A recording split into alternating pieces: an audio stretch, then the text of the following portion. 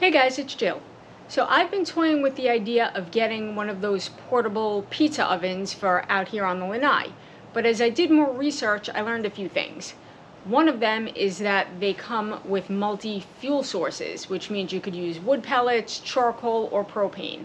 If I were going to use one, I would use propane because from everything that I've read, you have to consistently keep the heat where it's supposed to be, which means constantly feeding wood pellets or whatever into the fire. I'm not a very patient person, I've said that many times before, so I would go with a propane one.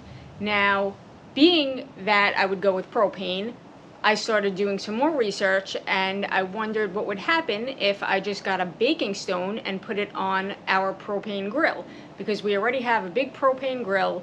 We have a cajachina, which uses charcoal. It's a roasting box. Usually in the Latin community, they roast pork in it, but I also have roasted other things like brisket and chicken. But you can also use the top grill part and charcoal, and if you're in the mood for charcoal barbecue, you can use it for that. So we have that. We also have our propane-fueled fire pit out here. So I was thinking, do I really need another appliance if I can make happen what I want to make happen with the propane grill and fresh pizza?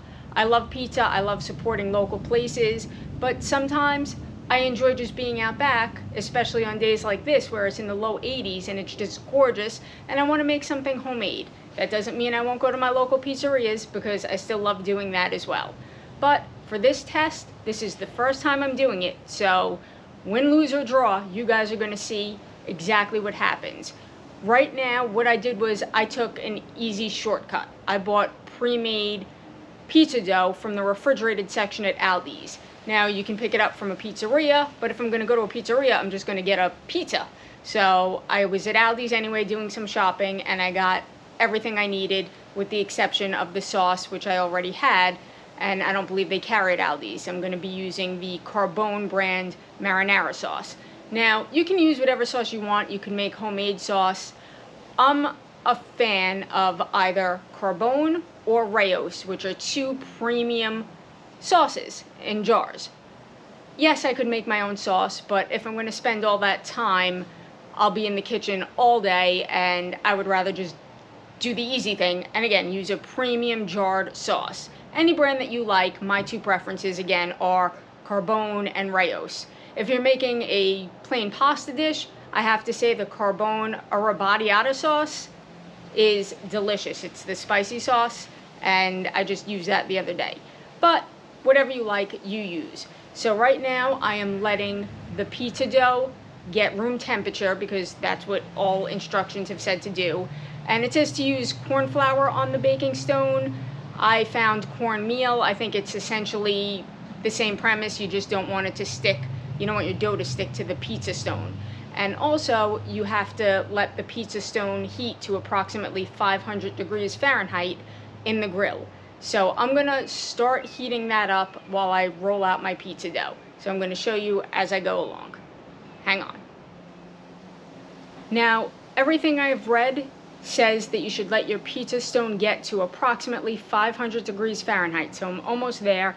I've already cut open, it's the Aldi's brand, the Mama Cozy's dough, the pre-made dough. So I am going to start rolling that out now. As you can see, I have my Carbone sauce out. I already popped the top. I have mozzarella, fresh and shredded, some cut Kalamata olives, gloves so I don't make a mess, and the cornmeal. So let's start with the dough. Oh, and it does help from everything I read that you have a pizza peel, which I had already. And I took a spatula just in case I need a little extra help. Well, let's see, let's get this dough out. Now the stone itself is rectangular. You'll see that when I move over to the grill, and it's not that large, so I'm going to do this pretty small.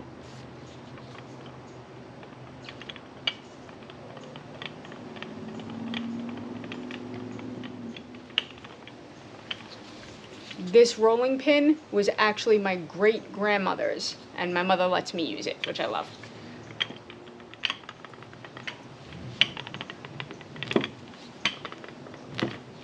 Okay, I think that's pretty good. I've also read different things about aerating it. I have a plastic spoon here. I'm just gonna do a couple of these. I figure it can't really hurt. And if it does, oh well, then I won't do it in the next try.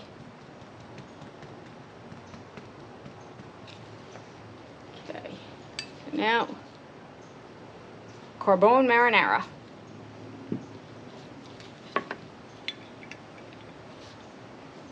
Now I keep saying everything I've read because, again, this is the first time I am trying to do this.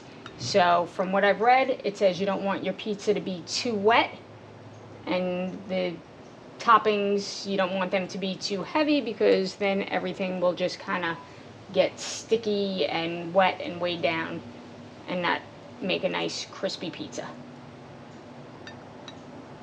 In general, when I have pizza, I don't like too much sauce anyway. I would prefer to have more cheese. I am a cheese girl through and through, and I admittedly take a statin so I can enjoy it, but I do try to get the part skim mozzarella when they have it. Every little bit counts.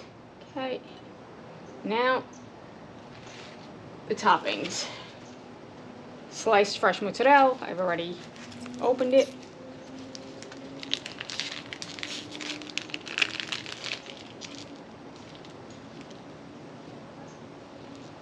Here we go. Okay, there's some of that. Now, sliced Kalamata olives. This actually reminds me of Anthony's coal-fired pizza. So that's kind of like why I put those on.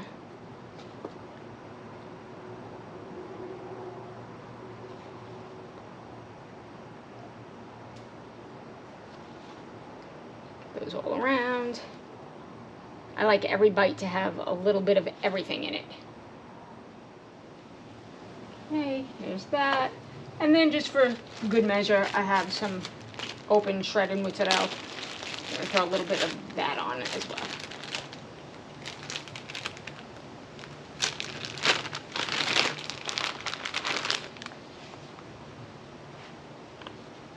Just so we get it nice and cheesy and stretchy and delicious.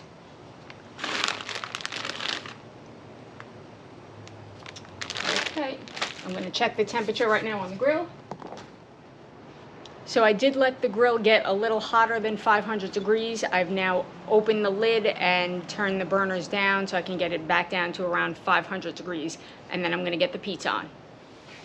So here's something that I just learned. First of all, I've closed the grill again. If you don't have a built-in thermometer, you can use one of those infrared thermometers. They sell them at all the drugstores or Target or places like that.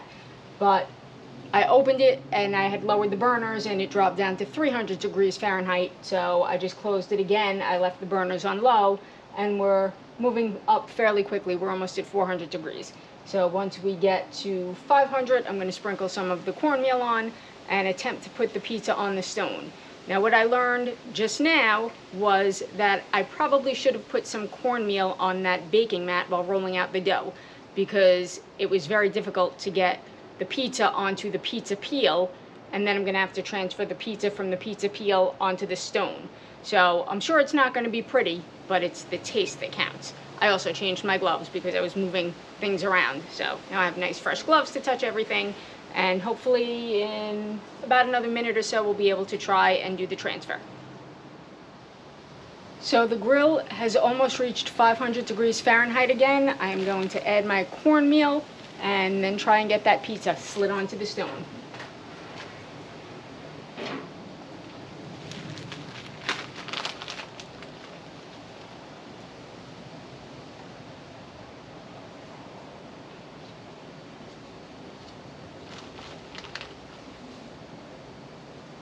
The cornmeal actually smells really good going on. Okay. It smells like popcorn.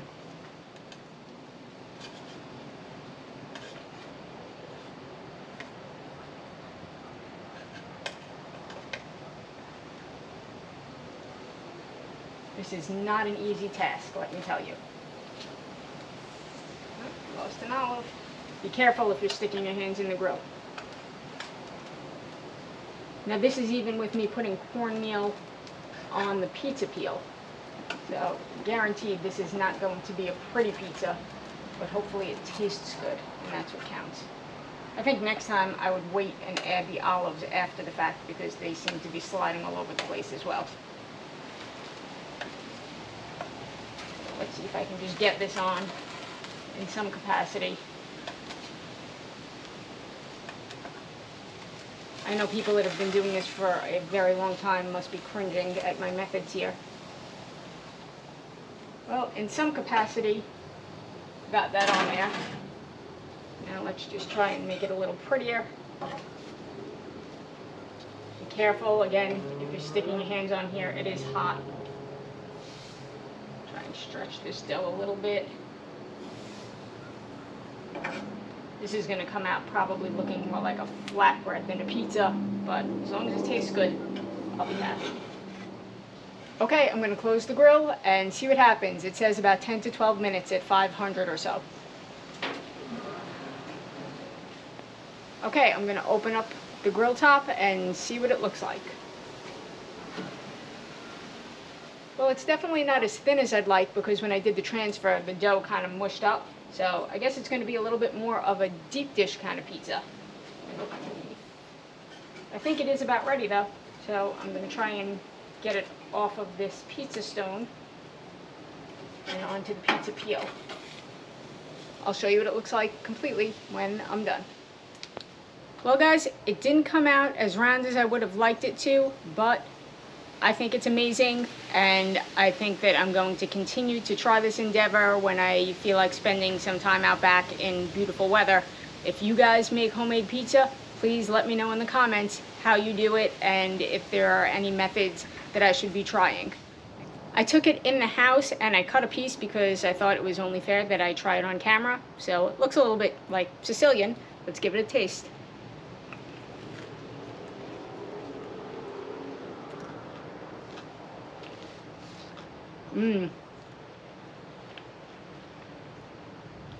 I have to say, that's really good. I would definitely make this again. Thanks so much for watching. If you like my channel, please make sure to smash the subscribe button, hit like on all of the videos, and of course, let me know in the comments what's going on in your lives. Thanks so much. I'll see you all soon.